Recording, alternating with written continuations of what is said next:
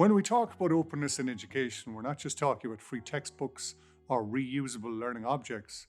Openness is really about what we think education is for and how it should be organized.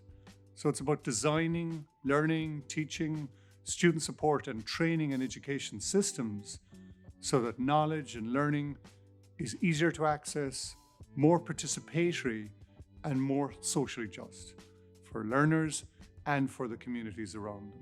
At the moment, around the world, education systems are under real pressure. They're being asked to respond more quickly, to be more innovative, and to be genuinely inclusive. One powerful way of responding to those pressures is to stop thinking of open educational practices and open educational resources as optional extras, and instead treat them as core values that shape how education works. In that sense, openness is both practical and political. It involves very concrete things like open licenses, digital platforms, and new approaches to teaching and assessment, but it's also tied to much bigger ideas about education access and equity.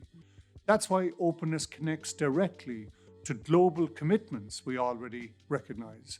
It aligns very much, for example, with the UN Sustainable Development Goals, in particular SDG 4, which focuses on inclusive and equitable quality education, and with Article 26 of the Universal Declaration of Human Rights, which affirms education as a fundamental right.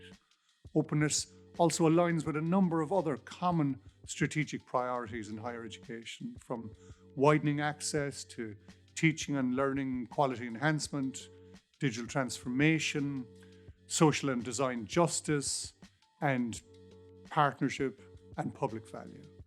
So openness isn't something marginal and it isn't something theoretical. It offers a practical and concrete response to some of the most significant challenges facing education and society today. Open education is a concept that aims to remove barriers to learning and make education more accessible, often by using digital technologies. It contrasts with traditional models that treat education as scarce, tightly controlled, and largely reserved for those who can pay, travel, or fit strict entry profiles. Historically, open universities such as the UK's Open University and the University of South Africa expanded access by offering flexible distance programs to people who could not attend conventional campuses. More recently, open education includes a wider ecosystem: open universities, open online courses, open educational resources, and open approaches to assessment, accreditation, and collaboration. At its core, open education is committed to widening equitable access to learning opportunities, not just increasing volume. Open educational resources, or OERs, are teaching, learning, and research materials in any medium that are either in the public domain or released under an open license that permits no-cost access, reuse, adaptation, and redistribution. UNESCO's widely used definition emphasizes that what makes a resource open is not just its price, but the freedoms granted to users through open licensing. Creative Commons licenses are the main legal tools used to enable these rights, allowing creators to specify reuse conditions such as attribution and whether commercial reuse is allowed. OER directly reduces economic barriers by removing or sharply cutting the cost of core learning materials, which is especially significant as commercial textbook prices have increased far faster than inflation.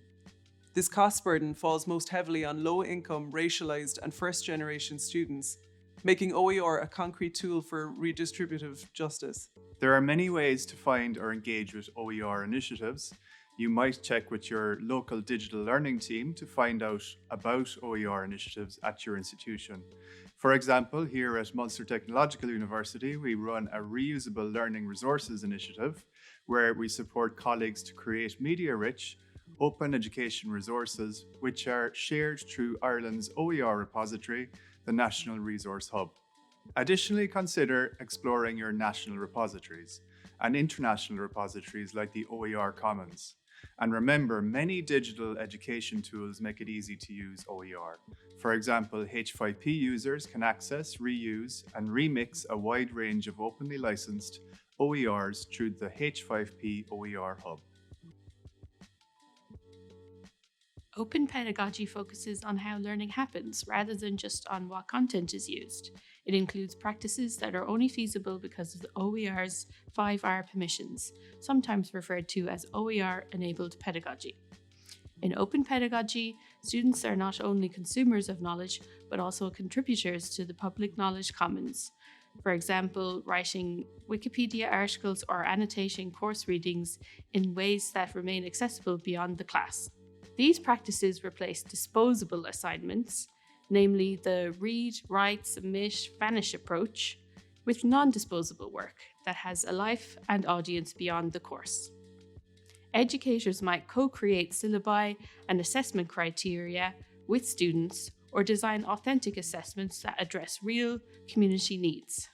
Open pedagogy is therefore closely linked to access-oriented, learner-driven education and to critical digital pedagogy, which examines power, equity, and identity in online and blended learning environments.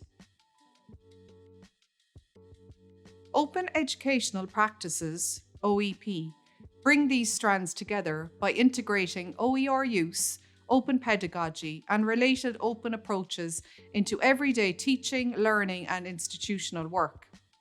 OEP can be understood along three overlapping axes, from content-centric to process-centric, from teacher-centric to learner-centric, and from primary pedagogical to primary social justice-focused. A content-centric, teacher-centric use might be simply replacing a commercial textbook with an open one, lowering costs but keeping the same lecture and test model.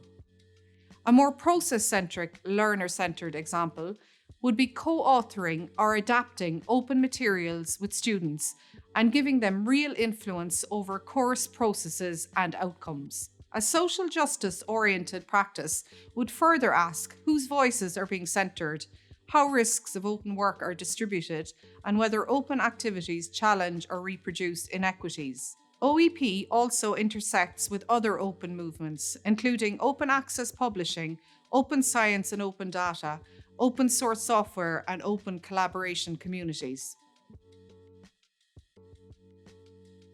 Open practices deliver clear benefits but face real barriers that need addressing. In terms of the benefits, they cut course material costs through zero textbook cost pathways, especially for low-income and first-generation students. They promote equity by diversifying content to reflect learner identities. They increase engagement through co-created resources and public-facing assignments that build autonomy and critical skills. However, challenges persist. These include limited digital capacity, unclear policies, and lack of recognition for open work. To address these challenges, institutions must invest in training, incentives, and strategy to make openness standard practice. Open educational practices and open educational resources offer a practical way to make education more affordable, inclusive, participatory, and aligned with social justice goals. Realizing this potential depends on how institutions, educators, and students choose to design learning spaces. Whether openness is limited to cheaper content or extended to genuinely shared power, shared knowledge creation, and shared responsibility for a more equitable educational future.